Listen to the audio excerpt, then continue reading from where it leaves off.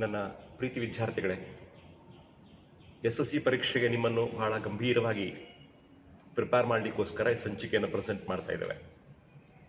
ವಿಶೇಷವಾಗಿ ಗಣಿತ ಮತ್ತು ವಿಜ್ಞಾನದಲ್ಲಿ 40+40 80 ಮಾರ್ಕ್ಸ್ ಇರತಕ್ಕಂಥದ್ದು, ಮತ್ತು ತುಂಬ ಪ್ರಾಮುಖ್ಯವಾಗಿರ್ತಕ್ಕಂಥ ಪಾಠ ಇಟ್ಕೊಂಡು ಅದರಲ್ಲಿ ಪರೀಕ್ಷೆಗೆ ಬರಬಹುದಾಗಿರ್ತಕ್ಕಂಥ ಪ್ರಶ್ನೆ ಎತ್ಕೊಂಡು ತುಂಬ ಪ್ರೀತಿಯಿಂದ ಮಾತಾಡ್ತಾ ಇದ್ದೇವೆ.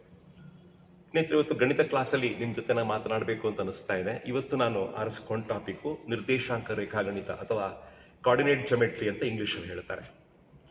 ಬಹಳ ಸುಂದರವಾಗಿರ್ತಕ್ಕಂಥ ಪಾಠ, ಸುಲಭವಾಗಿರ್ತಕ್ಕಂಥ ಪಾಠ, ಮತ್ತೆ 3 ಮಾರ್ಕ್ಸನ್ನು ತುಂಬ ಈಸಿಲಿ ತಗೊಳ್ಳಿಕ್ಕೆ ಆಗುವಂಥ ಪಾಠ ಅಂತ ನಂಗೆ ಅನಿಸ್ತಾ ಇದೆ. ಸ್ನೇಹಿತರೆ, ಮುಖ್ಯವಾಗಿ ಈ ಪಾಠದಲ್ಲಿರ್ತಕ್ಕಂತಹ ಸಾರಾಂಶ ಅಥವಾ ಸಮ್ಮರಿ ನಾನು ನಿಮ್ಗೆ ಹೇಳಲಿಕ್ಕೆ ಇಚ್ಛೆ ಪಡ್ತೇನೆ. ನಿರ್ದೇಶಾಂಕ ರೇಖಾಗಣಿತ ಅಂದ್ರೆ ಸ್ನೇಹಿತರೆ ಗ್ರಾಫ್ನ ಮೇಲೆ ರಚಿತವಾಗಿರ್ತಕ್ಕಂಥ ಒಂದು ಮ್ಯಾಥಮೆಟಿಕ್ಸ್. ಅದು ಆಲ್ಜಿಬ್ರಾ ಮತ್ತು ಗ್ರಾಫ್ ಅನ್ನು ಇಟ್ಕೊಂಡು ಮಾಡಿರ್ತಕ್ಕಂಥ ಮ್ಯಾಥಮೆಟಿಕ್ಸ್ ಅದು. ಸೊ ಇಲ್ಲಿರ್ತಕ್ಕಂತಹ ಪ್ರಮುಖವಾದ ಅಂಶಗಳು ಅಂತ ಹೇಳಿದ್ರೆ, ಒಂದು ಬಿಂದು 2, 3 ಅಂತಿದ್ರೆ, ಇಫ್ ಎ ಪಾಯಿಂಟ್ ಇಸ್ 2, 3, ಅದರಲ್ಲಿ 2 ಎಕ್ಸ್ ಅಕ್ಷ ಅಂತ ಹೇಳ್ತಾರೆ, 3 ವೈ ಅಕ್ಷಕ್ಕೆ ಸಂಬಂಧಪಟ್ಟಿರ್ತಕ್ಕಂಥದ್ದು. The first one is x coordinate and the second one is y coordinate ಅಂತ ನಮಗೆಲ್ಲ ಗೊತ್ತಿರ್ತಕ್ಕಂಥದ್ದು. ಈಗ ಒಂದು ಬಿಂದು 2, 3 ಇದೆ ಅಂತಾದ್ರೆ ಆ ಬಿಂದು ಎಕ್ಸ್ ಅಕ್ಷದಿಂದ 2 ಸೆಂಟಿಮೀಟರ್ ದೂರ ಇರ್ತದೆ, 2 ಮಾನ ದೂರ ಇರ್ತದೆ. ವೈ ಅಕ್ಷದಿಂದ 3 ಮಾನ ದೂರ ಇರ್ತದೆ. ಇದು ನಿಮ್ಗೆ ಗೊತ್ತಿರಬೇಕಾಗಿರ್ತಕ್ಕಂಥದ್ದು. ಉದಾಹರಣೆಗೆ ಒಂದು ಬಿಂದು 3, 4 ಅಂತಿದ್ರೆ ಅದು ಎಕ್ಸ್ ಅಕ್ಷದಿಂದ 3 ಮಾನಗಳಷ್ಟು ದೂರ ಇರ್ತದೆ, ವೈ ಇಂದ 4 ಮಾನ ದೂರ ಇರುತ್ತೆ ಅಂತ ಹೇಳುವಂಥದ್ದು ಬೇಸಿಕ್. ಇದು ನೀವು 6ನೇ ಕ್ಲಾಸಿಂದ ಕಲ್ತ್ಕೊಂಡ್ ಬಂದಿರ್ತಕ್ಕಂಥದ್ದು. ಅದರ ಬೇಸ್ ಮೇಲೆ ಈ ಪಾಠವನ್ನು ಡಿಸೈನ್ ಮಾಡಲಾಗಿದೆ. ಸ್ನೇಹಿತರೆ, ಇಲ್ಲಿ ಬರುವಂತಹ ಬಹಳ ಪ್ರಮುಖವಾಗಿರ್ತಕ್ಕಂಥ ಅಂಶಗಳು ಏನು ಅಂತ ಹೇಳಿದ್ರೆ, ಒಂದು ಬಿಂದು 2, 0 ಇದೆ. ಇಫ್ ಎ ಪಾಯಿಂಟ್ ಇಸ್ 2, 0, ಅದು ಯಾವ ಅಕ್ಷದ ಮೇಲೆ ಇದೆ ಅಂತ ಕೇಳ್ತಾರೆ. ಅಲ್ಲಿ ವೈ ಕೋಆರ್ಡಿನೇಟ್ 0 ಆಗಿರುವ ಕಾರಣ ಅದು ಎಕ್ಸ್ ಅಕ್ಷದ ಮೇಲಿದೆ ಅಂತ ನೀವು ಕರೆಕ್ಟ್ ಆಗಿ ಹೇಳಬೇಕು. ಒಂದು ಬಿಂದು -3, 0, ಇದು ಎಲ್ಲಿದೆ ಅಂತ ಕೇಳಿದಾಗ ಮತ್ತೆ ಹೇಳ್ತಾ ಇದ್ದೇನೆ, ವೈ ಕೋಆರ್ಡಿನೇಟ್ 0 ಆದ ಕಾರಣ ಅದು ಎಕ್ಸ್ ಅಕ್ಷದ ಮೇಲಿದೆ ಅಂತ ನಾನು ಹೇಳ್ತೇನೆ. ಸ್ನೇಹಿತರೆ, ಇನ್ನೊಂದು ಬಿಂದು ಹೇಳ್ತಾ ಇದ್ದೇನೆ, 0, -3, ಈ ಬಿಂದು ಎಲ್ಲಿದೆ? ಅಲ್ಲಿ ಎಕ್ಸ್ ಅಕ್ಷ, ಎಕ್ಸ್ ಕೋಆರ್ಡಿನೇಟ್ 0 ಆದ ಕಾರಣ ಆ ಬಿಂದು ವೈ ಅಕ್ಷದ ಮೇಲಿದೆ ಅಂತ ಖಚಿತವಾಗಿ ಹೇಳಲಿಕ್ಕಾಗತ್ತೆ ನಿಮ್ಗೆ. ಸ್ನೇಹಿತರೆ, ಈ ರೀತಿ ಒಂದು ಬಿಂದು ಯಾವ ಅಕ್ಷದ ಮೇಲಿದೆ ಅಂತ ಹೇಳೋದನ್ನ ಖಚಿತವಾಗಿ ಹೇಳಲಿಕ್ಕೆ ನಿಮ್ಗೆ ಸಾಧ್ಯವಾದ್ರೆ 1 ಮಾರ್ಕ್ ತಗೊಳ್ಳಿಕ್ಕೆ ಸುಲಭ ಇದೆ ಅಂತ ನನಗೆ ಅನಿಸ್ತಾ ಇದೆ. ಅದು ಈಸಿ ಪ್ರಶ್ನೆ. ಆಮೇಲೆ ಸ್ನೇಹಿತರೆ, ಈ ಪಾಠದಲ್ಲಿ ಬರುವಂತಹ ಮುಖ್ಯವಾಗಿರ್ತಕ್ಕಂಥ ಅಂಶಗಳು ಏನು ಅಂತ ಹೇಳಿದ್ರೆ, ಸ್ನೇಹಿತರೆ, ಫಸ್ಟ್ ಒಂದು ಬಿಂದು ಉದಾಹರಣೆಗೆ 3, 4, there is a point A, 3, 4. ಸ್ನೇಹಿತರೆ, ಈ ಬಿಂದು ಅದರ ಆರಿಜಿನ್ ನಿಂದ ಎಷ್ಟು ದೂರ ಇದೆ? ಎಷ್ಟು ದೂರದಲ್ಲಿ ಸ್ನೇಹಿತರೆ ಆ ಬಿಂದು ಇದೆ ಆರಿಜಿನ್ ನಿಂದ ಅಥವಾ ಮೂಲ ಬಿಂದುವಿನಿಂದ ಎಷ್ಟು ದೂರ ಇದೆ ಅಂತ ಹೇಳುವಂತದ್ದು. ಸ್ನೇಹಿತರೆ, ಇದಕ್ಕೆ ನೀವು ಬಳಸ್ಕೊಳ್ಳುವಂತಹ ಸೂತ್ರ ನಿಮ್ಗೆಲ್ಲ ಗೊತ್ತಿರತಕ್ಕಂಥದ್ದು √x² + y² ಅಂತ ಹೇಳುವುದು ಬಹಳ ಸುಲಭವಾಗಿರ್ತಕ್ಕಂಥ ಸೂತ್ರ. ಅದು ವರ್ಗಮೂಲ x² + y² ಅಂತ ಹೇಳುವಂಥದ್ದು ಸೂತ್ರ. ಉದಾಹರಣೆಗೆ ಅದೇ ಎಕ್ಸಾಂಪಲ್ಸ್ ತಗೊಳ್ತೇನೆ. 3, 4 ಬಿಂದು ಕೇಂದ್ರದಿಂದ ಎಷ್ಟು ದೂರದಲ್ಲಿದೆ? ಆಗ ರೂಟ್ ಸ್ಟಾರ್ಟ್ ಆಗ್ತದೆ, ವರ್ಗಮೂಲ ಸ್ಟಾರ್ಟ್ ಆಗ್ತದೆ. ಎಕ್ಸ್ ವರ್ಗ ಅಂದ್ರೆ 3ರ ವರ್ಗ 9, ವೈ ವರ್ಗ ಅಂದ್ರೆ 4ರ ವರ್ಗ 16, ಕೂಡಿಸಿದಾಗ 25 ಆಯ್ತು. 25ರ ಸ್ಕ್ವೇರ್ ರೂಟ್ ಮಾಡ್ಕೊಂಡಾಗ 5 ಬಂತು. ಅಂದ್ರೆ 3, 4 ಬಿಂದುವು ಕೇಂದ್ರದಿಂದ 5 ಮಾನಗಳಷ್ಟು ದೂರ ಇದೆ ಅಂತ ಹೇಳುವಂತದ್ದು. ನಂತರ ಇನ್ನೊಂದು ಎಕ್ಸಾಂಪಲ್ ಕೊಡ್ತೇನೆ, 6, -8. 6, -8 ಬಿಂದುವು ಕೇಂದ್ರ ಬಿಂದುವಿನಿಂದ ಇಷ್ಟು ದೂರ ಇದೆ ಅಂತ ಹೇಳುವಂತದ್ದು. ನಂತರ ಅದೇ ಫಾರ್ಮುಲಾ ಹಾಕೊಂಡು ಹೊರಡೋಣ. ವರ್ಗಮೂಲ x² + y², √x² + y² is the formula. ನಂತರ x² ಅಂತ ಹೇಳಿದ್ರೆ 6ರ ವರ್ಗ 36 ಆಯ್ತು. ವೈ ವರ್ಗ ಅಂದ್ರೆ -8ರ ವರ್ಗ 64 ಆಯ್ತು. ಸ್ನೇಹಿತರೆ, ಕೂಡಿಸಿದಾಗ 100 ಆಯ್ತು. 100ರ ಸ್ಕ್ವೇರ್ ರೂಟ್ ಅಂತ ಹೇಳಿದ್ರೆ ಖಂಡಿತವಾಗಿ ಕೂಡ ಸ್ನೇಹಿತರೆ 10 ಬರ್ತದೆ. 10 ಮಾನಗಳು ಅಂತ ನಾವು ಈ ಲೆಕ್ಕವನ್ನ ಮುಗಿಸಬಹುದು. ಇಂತಹ ಪ್ರಶ್ನೆಗಳು ನಿಮ್ಮ ಟೆಕ್ಸ್ಟ್ ಬುಕ್ ಅಲ್ಲೂ ಸಾಕಷ್ಟು ಇದೆ. ಪ್ರಶ್ನೆ ಪತ್ರಿಕೆಯಲ್ಲಿ ಕೂಡ ಒಂದು ಪ್ರಶ್ನೆ ಬರುವಂತಹದ್ದು ಅಂತ ನಂಗೆ ಅನಿಸ್ತಾ ಇದೆ. ಸ್ನೇಹಿತರೆ, ಮುಂದಕ್ಕೆ ಹೋದಾಗ ಈ ಪಾಠ ಬರುವಂತ ಇನ್ನೊಂದು ಪ್ರಾಮುಖ್ಯವಾದ ಅಂಶ ಅಂದ್ರೆ ಡಿಸ್ಟೆನ್ಸ್ ಫಾರ್ಮುಲಾ, ದೂರವನ್ನ ಕಂಡುಹಿಡಿಯುವಂತ ಸೂತ್ರ. There is a point A and there is a point B. ಆ ಪಾಯಿಂಟ್ಗಳ ಮಧ್ಯೆ ಇರತಕ್ಕಂಥ ದೂರವನ್ನ ಹುಡುಕ್ಲಿಕ್ಕೋಸ್ಕರ ನಾವು ಬಳಸುವಂತಹ ಸೂತ್ರ ಸ್ನೇಹಿತರೆ √x2 - x1² + y2 - y1². ವರ್ಗಮೂಲ x2 - x1 ಪೂರ್ಣ ವರ್ಗ ಪ್ಲಸ್ y2 - y1 ಪೂರ್ಣ ವರ್ಗ ಅಂತ ಹೇಳುವಂತದ್ದು. ಒಂದು ಸಿಂಪಲ್ ಎಕ್ಸಾಂಪಲ್ ಕೊಡಬೇಕು ಅಂತಾದ್ರೆ, A ಪಾಯಿಂಟ್ 2, 3 ಇದೆ, B ಬಿಂದು 4, 1 ಇದೆ. ಅವುಗಳ ನಡುವಿನ ಅಂತರವನ್ನ ಹುಡುಕಿ ಅಂತ ಕೇಳಿದಾಗ ನಾನು ಸ್ಟಾರ್ಟ್ ಮಾಡ್ತೇನೆ, ವರ್ಗಮೂಲ ರೂಟಿಂದ ಸ್ಟಾರ್ಟ್ ಮಾಡ್ತೇನೆ. ಅಲ್ಲಿ ಎಕ್ಸ್ ಪಾಯಿಂಟ್ ಇರ್ತಕ್ಕ ಸ್ನೇಹಿತರೆ 2 ಮತ್ತು 4. 2ರಿಂದ 4 ಕಳೆದಾಗ -2 ಬಂತು. -2ನ ಸ್ಕ್ವೇರ್ ಅಂತ ಹೇಳಿದ್ರೆ ಸ್ನೇಹಿತರೆ 4 ಬಂತು, +4 ಬಂತು. ಹಾಗೇನೆ 3ರಿಂದ 1 ಕಳೆದ್ರೆ 2 ಬಂತು, 2ರ ವರ್ಗ ಮಾಡಿದಾಗ ಮತ್ತೆ 4 ಬಂತು. 4 ಮತ್ತು 4 ಕೂಡಿಸಿದಾಗ 8 ಬಂತು. ಈ ತರ 8ರ ಸ್ಕ್ವೇರ್ ರೂಟ್ ಮಾಡಿದಾಗ √8 ಅಂತ ಹೇಳುವಂತ ಉತ್ತರ ನೀವು ಅಲ್ಲಿ ನಿಲ್ಲಿಸಬಹುದು. ವರ್ಗಮೂಲ 8 ಅಂತ ಹೇಳುವಂತದ್ದು ಉತ್ತರ ಅಂತ ನಿಲ್ಲಿಸಬಹುದು. ಸ್ನೇಹಿತರೆ, ಇಲ್ಲಿ ಮೈನಸ್ ಬಿಂದುಗಳು ಬಂದಾಗ ಸ್ವಲ್ಪ ಜಾಗ್ರತೆ ಮಾಡಬೇಕು ಅಂತ ವಿನಂತಿ ಮಾಡ್ಕೊಳ್ತೇನೆ. ಫಾರ್ ಎಕ್ಸಾಂಪಲ್ ಪಾಯಿಂಟ್ ಹೀಗಿದೆ: 5, 7 -1, 3. There are 2 points. First point is 5, 7. Second point is -1 and 3. ಅವುಗಳ ನಡುವಿನ ದೂರವನ್ನು ಹುಡುಕಬೇಕು ಅಂತಾದಾಗ ನಾನು ಸ್ಟಾರ್ಟ್ ಮಾಡ್ತೇನೆ 5 -1. ನಂತರ ಡಬಲ್ ಮೈನಸ್ ಬಂದ್ಕೊಳ್ಳೋ ಪ್ಲಸ್ ಬರ್ತದೆ. 5 -1 ಅಂದ್ರೆ 6 ಆಯ್ತು. 6ನ ಸ್ಕ್ವೇರ್ ಅಂದ್ರೆ 36 ಆಯ್ತು. ಹಾಗೇನೆ 7ರಿಂದ 3 ಕಳೆದಾಗ 4 ಬಂತು. 4ರ ವರ್ಗ ಮಾಡಿದಾಗ 16 ಬಂತು. ಸೊ 36 ಮತ್ತು 16 ಕೂಡಿಸಿದಾಗ 52 ಆಯ್ತು. 52ರ ಸ್ಕ್ವೇರ್ ರೂಟ್ ಮಾಡಿದಾಗ √52 ಅಂತ ಹೇಳುವಂತದ್ದು ಕರೆಕ್ಟ್ ಆಗಿರತಕ್ಕಂಥ ಉತ್ತರ. ಸ್ನೇಹಿತರೆ, ದೂರ ಸೂತ್ರದ ಮೇಲೆ ಒಂದು ಈಸಿ ಪ್ರಶ್ನೆ ಪರೀಕ್ಷೆಗೆ ಖಂಡಿತ ಬರಬೇಕು ಅಂತ ನಂಗೆ ಅನಿಸ್ತಾ ಇದೆ. ಅತ್ಯಂತ ಈಸಿ ಆಗಿರ್ತದೆ, ಅತ್ಯಂತ ಸುಲಭವಾಗಿರ್ತಕ್ಕಂಥ ಪ್ರಶ್ನೆ ಆಗಿರ್ತದೆ. ಸ್ನೇಹಿತರೆ, ಅದೇ ರೀತಿಯಾಗಿ ಈ ದೂರ ಸೂತ್ರದ ಮೇಲೆ ಆಧಾರಿತವಾಗಿರತಕ್ಕಂತಹ ಮತ್ತೊಂದು ಪ್ರಶ್ನೆ ಹೇಗಿರುತ್ತೆ ಅಂತ ಹೇಳಿದ್ರೆ, 3 ಪಾಯಿಂಟ್ಸ್ ಗಳನ್ನ ಕೊಟ್ಟಿರ್ತಾರೆ. ಎ ಬಿಂದು ಕೊಟ್ಟಿರ್ತಾರೆ, ಬಿ ಬಿಂದು ಕೊಟ್ಟಿರ್ತಾರೆ, ಸಿ ಬಿಂದು ಕೊಟ್ಟಿರ್ತಾರೆ. ಸ್ನೇಹಿತರೆ, ಎ ಮತ್ತು ಬಿ ಮತ್ತು ಸಿಗಳು ಕೊಲೀನಿಯರ್ ಆಗಿದೆಯಾ ಪರೀಕ್ಷೆ ಮಾಡಿ ಅಂತ ಕೇಳುವಂತ ಪ್ರಶ್ನೆ.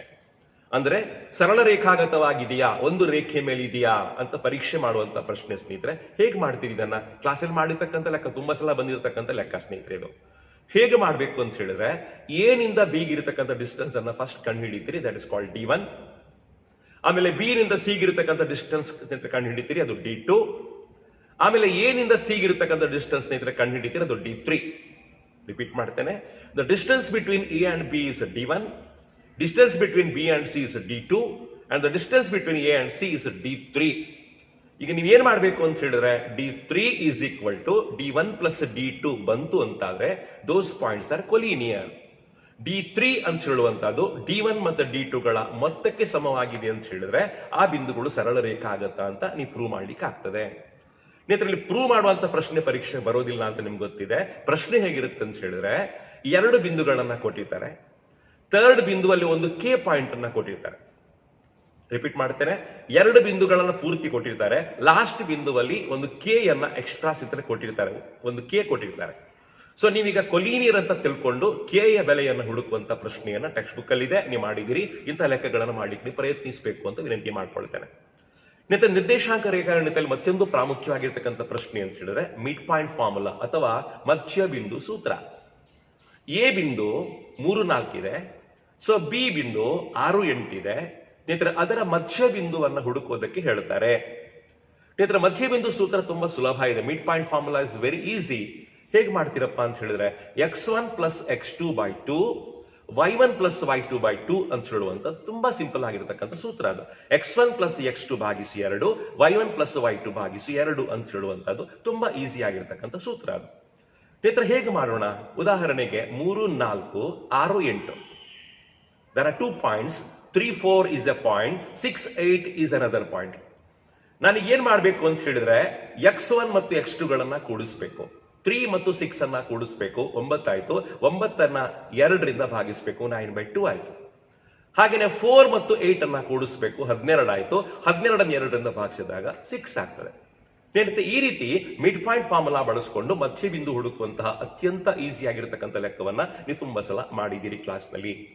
ಇನ್ನೊಂದು ಎಕ್ಸಾಂಪಲ್ ಕೊಡ್ಲಿಕ್ಕೆ ಇಚ್ಛೆ ಪಡ್ತೇನೆ. there are 2 points. First point is 1, 3. Second point is 5, 7. 1, 3, 5, 7 ಇರ್ತಕ್ಕಂಥದ್ದು. ಆಗ ಏನ್ ಮಾಡ್ತೀರಾ ಅಂತ ಹೇಳಿದ್ರೆ, 1 ಮತ್ತು 5ಅನ್ನ ಕೂಡಿಸ್ತೀರಿ, 6 ಆಯ್ತು.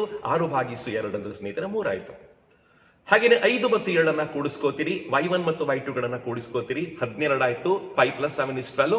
ಅದನ್ನು 2ರಿಂದ ಭಾಗಿಸಿದಾಗ 6 ಆಯ್ತು.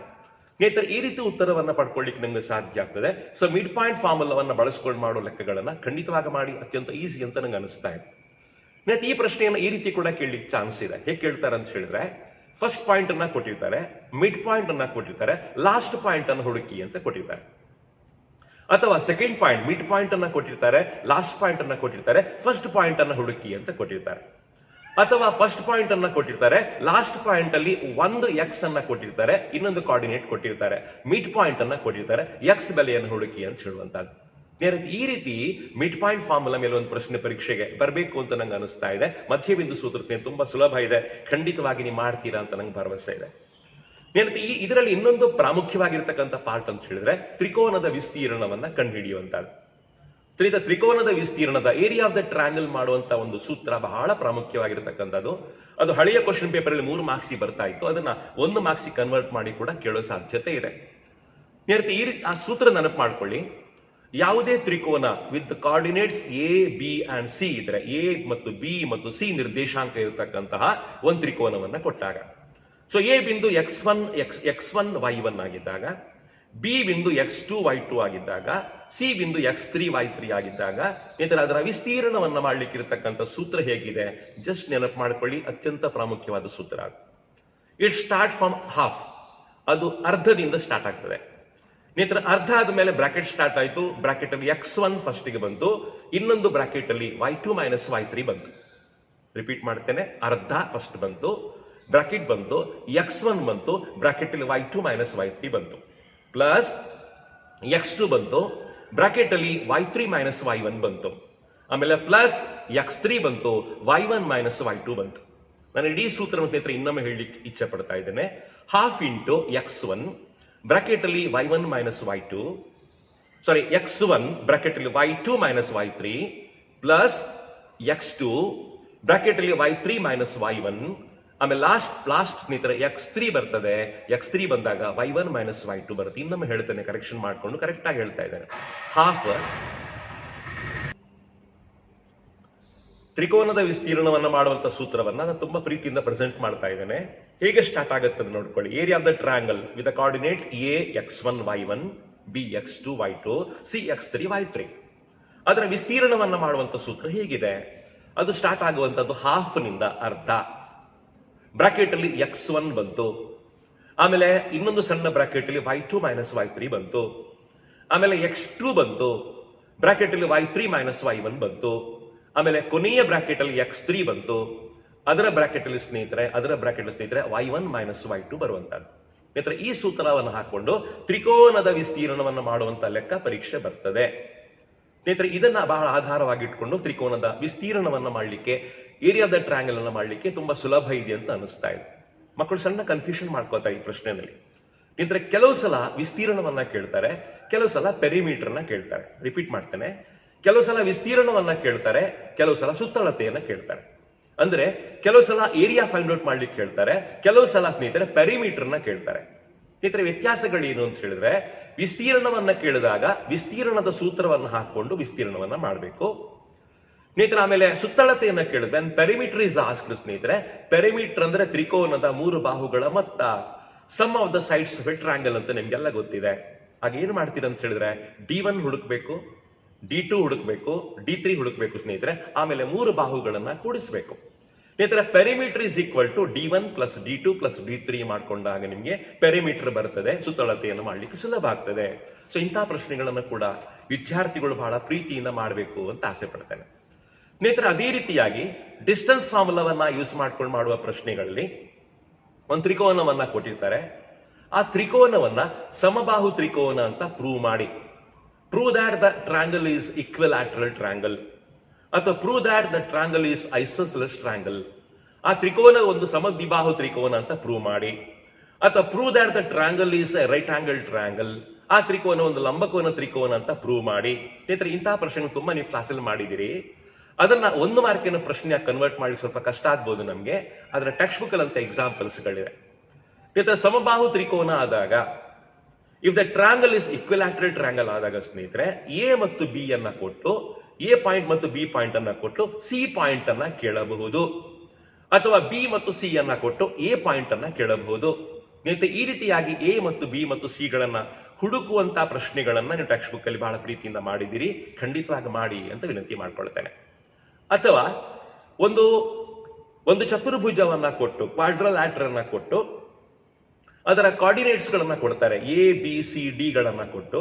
ನೆನಪು ಮಾಡ್ಕೊಳ್ಳಿ, ಟೆಕ್ಸ್ಟ್ ಬುಕ್ ಅಲ್ಲಿ ಇದೆ ಪ್ರಶ್ನೆ. ಎ ಮತ್ತು ಬಿ ಮತ್ತು ಸಿ ಮತ್ತು ಡಿ ಗಳನ್ನ ಕೊಟ್ಟು ಅದನ್ನ ಒಂದು ಪ್ಯಾರಲೋಗ್ರಾಮ್ ಅಂತ ಪ್ರೂವ್ ಮಾಡಿ, ಅಥವಾ ಒಂದು ಚೌಕ ಅಂತ ಪ್ರೂವ್ ಮಾಡಿ, ಅಥವಾ ಒಂದು ಸ್ಕ್ವೇರ್ ಅಂತ ಪ್ರೂವ್ ಮಾಡಿ, ಅಥವಾ ಒಂದು ರೆಕ್ಟಾಂಗಲ್ ಅಂತ ಪ್ರೂವ್ ಮಾಡಿ, ಅಥವಾ ಅದನ್ನ ರಾಂಬಸ್ ಅಂತ ಪ್ರೂವ್ ಮಾಡಿ ಇಂತಹ ಪ್ರಶ್ನೆಗಳು ನೀವು ಖಂಡಿತವಾಗಿ ಮಾಡಿರೋ ಸ್ನೇಹಿತರೆ. ಆದ್ರೆ ಅಷ್ಟು ವಿಸ್ತಾರವಾಗಿರ್ತಕ್ಕಂಥ ಪ್ರಶ್ನೆ ಒಂದು ಮಾರ್ಕ್ಸಿ ಬರೋದಿಲ್ಲ.